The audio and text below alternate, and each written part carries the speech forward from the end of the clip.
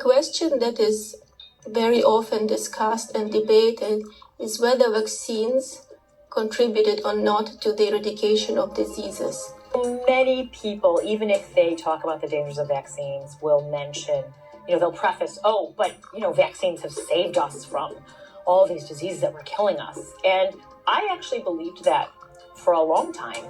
And I didn't start to question that until I started, looking at some of these graphs. In the 1900s, people died of scurvy. People died of tuberculosis. People died of yellow fever in this country. They died of scarlet fever. We never vaccinated away tuberculosis, yellow fever, scarlet fever. I use those as examples. People aren't dying of them in this country, right? And we didn't vaccinate away against it. They say that the introduction of vaccines actually reduced the amount of infectious diseases.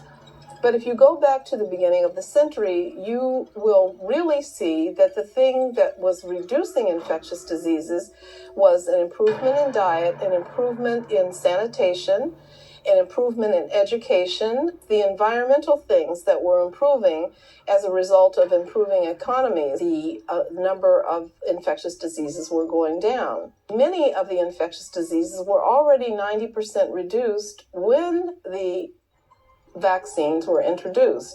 Edward Jenner, born in 1749 in England, was a country apothecary, barber, surgeon. He's revered as being the father of vaccination.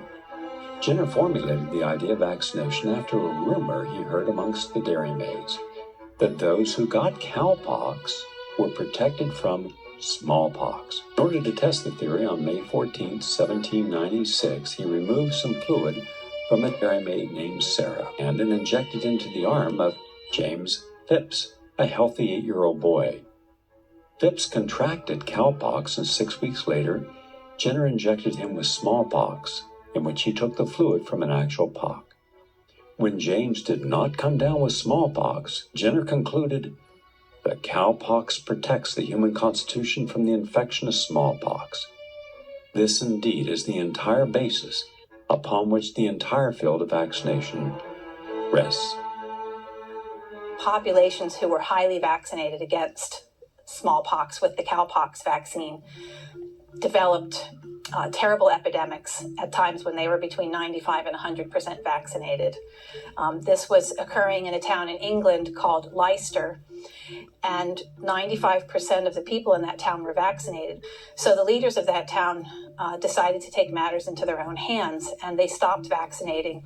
They cleaned up their dairies, they cleaned up their streets, they gave plumbing to people, they focused on nutrition, and within several years their smallpox outbreaks had gone down by 80%. When smallpox was on its way out in the United States during the second half of the 20th century, the vaccine was still universally mandated. But a few public health officials and doctors discovered that, in fact, the smallpox vaccine had considerable risks and hazards and adverse consequences that people had not picked up on before.